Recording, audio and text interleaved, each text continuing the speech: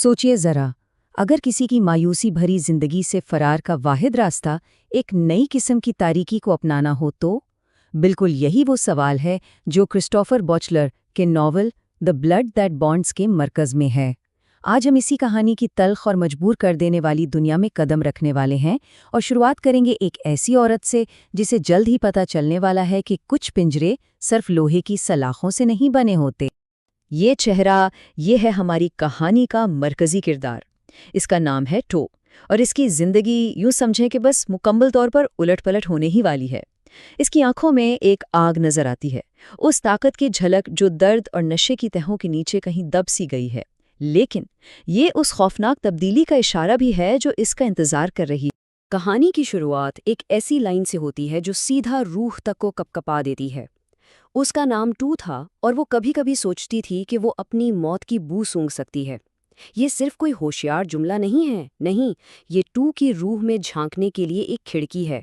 ये हमें बताता है कि वो एक ऐसी औरत है जो बहुत अरसे से जिंदगी और मौत के किनारे पर जी रही है और उसे खुद यकीन नहीं कि वो और कितना अरसा खुद को संभाल पाएगी।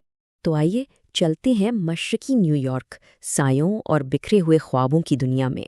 ये वो जगह है जहां हम अपनी मरकजी किरदार टू को पाते हैं, एक ऐसी तारीक जिंदगी में फंसी हुई कि मौत का ख्याल भी एक मीठी राहत जैसा लगता है।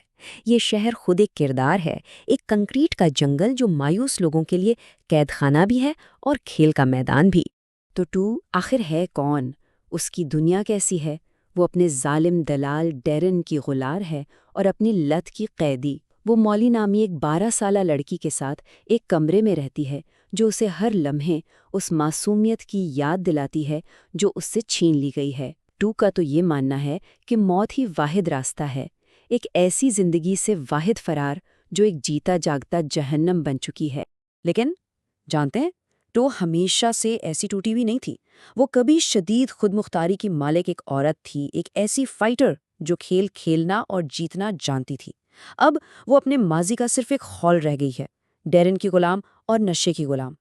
ये इज्जत से गिरने की एक बहुत ही अलमनाक कहानी है, एक याद दहानी कि हम में से मजबूत तरीन भी घुटनों पे लाए जा सकते हैं। डेरन का जुल्म इस एक सर्द मेहरी से भरे जुमले में सिमट कर रह जाता है, उसके लिए भीख मांग। टू ये सिर्फ नशे के बारे में नहीं है, ये ताकत के बारे में है। ये टू की रूह को तोड़ने के बारे में है, उसे हर मुमकिन हद तक छोटा और गैर अहम महसूस कराने के बारे में। ये नफ्सियाती जंग का एक खेल है और डेरन वो इस फन का माहिर है। लेकिन जब ऐसा लगता है कि तमाम उम्मीदें दम तोड़ चुकी हैं, एक पुरअसरार अजनबी मंजर में दाखिल होता है। वो एक ऐसा गाहक है जिसकी कुछ बहुत ही खास दरखास्तें हैं और वो टू की जिंदगी को उन तरीकों से बदलने वाला है जिनका उसने कभी तसव्वुर भी नहीं किया होगा। इसका नाम है थेरॉन और वो एक ऐसी तब्दीली का मुहर्रिक है जो खौफनाक भी होगी और आज़ाद करने वाली भी। थेरोन की हिदायत एक पहेली की तरह हैं, इशारों का एक सिलसिला जो उसकी असली फितरत की तरफ इशारा करता है। काले कपड़े, जर्द जिल्द, परफ्यूम की अदम मौजूदगी, ये सब एक रस्म का हिस्सा लगता है, एक ऐसी रात की तैयारी जो किसी भी दूसरी रात जैसी नहीं होगी। वो सिर्फ एक गाहक नहीं, वो एक शिकारी है और वो टू को अपना शिकार बनाने वाला है। यहाँ सवाल सिर्फ ये नहीं है कि कौन ऐसी दरखास्त करेगा, बल्कि ये है कि आखिर किस किस्म का शख्स ऐसी दरखास्त करेगा। थियोरॉन तजादात का एक मजमुआ है, तारीकी और रोशनी दोनों की मखलूक। वो एक अफरीद है लेकिन शायद एक निजात दहिंदा भी है, और वो टो को शैतान के साथ एक ऐसा सौदा पेश करने वाला है जिसे वो ठुकरा नहीं सकती। थियोरॉन की आमद दो जहानों का तसादुम है। उसकी सियाह फरारी उस ताकत और दौलत की अलामत है जिसकी वो नुमाइंदगी करता है, जो टू के वजूद की गुर्बत और मायूसी के बिल्कुल बरक्स है। ये एक नई जिंदगी का वादा है, ऐशो इशरत और आज़ादी की जिंदगी। लेकिन ये एक इंतबा भी है कि इस नई जिंदगी की एक कीमत होगी। ये वो रात है जो सब कुछ बदल देती है। ये जज्बे और दर्द की, लज्जत और खौफ की रात है। ये वो मकाम है जहाँ से वापसी मुमकिन नहीं, वो लम्हा जब टू की पुरानी जिंदगी मर जाती है और उसकी नई जिंदगी शुरू होती है। ये तारीकी के दिल में एक सफ़र है और पीछे मुड़ने का कोई रास्ता नहीं है। ये रात एक ख्वाब की तरह खुलती है। رفتار اور احساسات کا ایک طوفان تھیرون 2 کو ایک ایسی وحشی سواری پر لے جاتا ہے جو اس زندگی کا ایک ذائقہ ہے جس کے اس نے صرف خواب دیکھے تھے۔ ڈنر، ریس، چٹان، یہ سب اصل واقعے کی تمہید ہے، ایک ایسی ترغیب جو سنسنی خیز بھی ہوگی اور خوفناک بھی۔ اور پھر آتا ہے سچائی کا لمحہ، کاٹنا۔ یہ لذت اور درد دونوں کا ایک لمحہ ہے، جذبے اور تشدد کا سنگم۔ یہ وہ لمحہ ہے جب تھیرون کی اصلی فطرت ظاہر ہوتی ہے، اور وہ لمحہ جب ٹو کی تبدیلی شروع ہوتی ہے۔ یہ موت کا بوسہ ہے اور ابدی زندگی کا وعدہ بھی۔ لیکن یہ خواب بہت جلد ایک ڈراؤنے خواب میں بدل جاتا ہے۔ ٹو ایک نئی حقیقت میں آنکھ کھولتی ہے، خوف اور الجھن کی دنیا میں۔ وہ اب وہ عورت نہیں رہی جو وہ تھی، اور اسے یقین نہیں کہ وہ کیا بن چکی ہے۔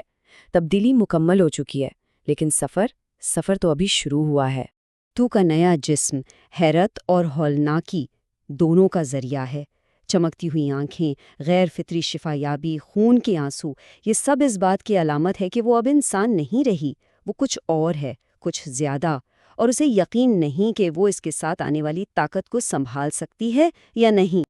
اور جب وہ سوچتی ہے کہ حالات اس سے بدتر نہیں ہو سکتے، تب اسے احساس ہوتا ہے کہ اس نے ایک قید خانے کا سودا دوسرے سے کر لیا ہے۔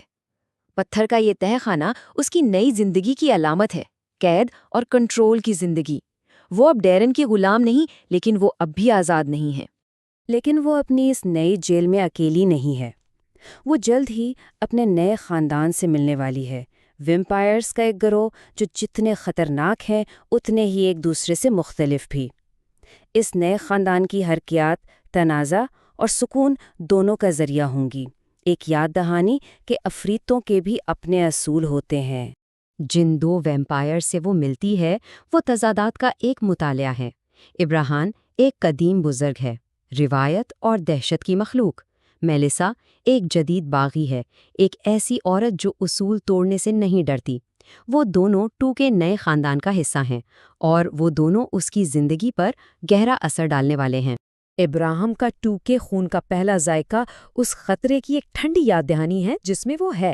اس کے الفاظ لذت اور نفرت کا مرکب ہے، اس بات کی علامت کہ وہ اس کی طرف متوجہ بھی ہے اور متنفر بھی۔ یہ ایک انتباہ ہے کہ اس کی پرانی زندگی اتنی آسانی سے بھلائی نہیں جا سکتی، اور اس کی نئی زندگی ایک مسلسل جدوجہد ہوگی۔ اور یوں جنگ شروع ہوتی ہے۔ ٹو اب دو طاقتور نشوں کے بیچ پھنس گئی ہے، دو ایسی بھوکیں جو اسے اندر سے پھاڑ رہی ہیں۔ پرانا نشہ اس کے ماضی کا بھوت ہے، اس عورت کی یاددانی جو وہ کبھی تھی۔ نیا نشہ اس کے حال کا عفریت ہے، اس عورت کی نشانی جو وہ بن چکی ہے۔ کہانی کا مرکزی تصادم ٹو کی روح کے لیے ایک جنگ ہے۔ کیا وہ اپنے اندر کی تاریکی کے آگے جھک جائے گی، یا وہ اس عفریت کو قابو کرنے کا کوئی راستہ تلاش کر لے گی جو وہ بن چکی ہے؟ یہ ایک ایسا سوال ہے جس کا جواب کتاب کے صفحات میں ملے گا، ایک ایسا سفر جو خوفناک بھی ہوگا اور فتح مند بھی۔ تو کیا یہ لافانی زندگی ایک تحفہ ہے یا ایک لعنت؟ کیا یہ ایک نئی شروعات ہے یا صرف ایک اور پنجرہ؟ یہ وہ سوالات ہیں جو کتاب ختم کرنے کے بہت بعد تک ذہن میں گونجتے رہیں گے۔ دی بلڈ دیٹ بانڈز ایک ایسی کہانی ہے جو آپ کے ساتھ رہ جاتی ہے، ایک یاد دہانی کہ تاریک ترین جگہوں پر بھی امید کی ایک جھلک ہمیشہ باقی رہتی ہے۔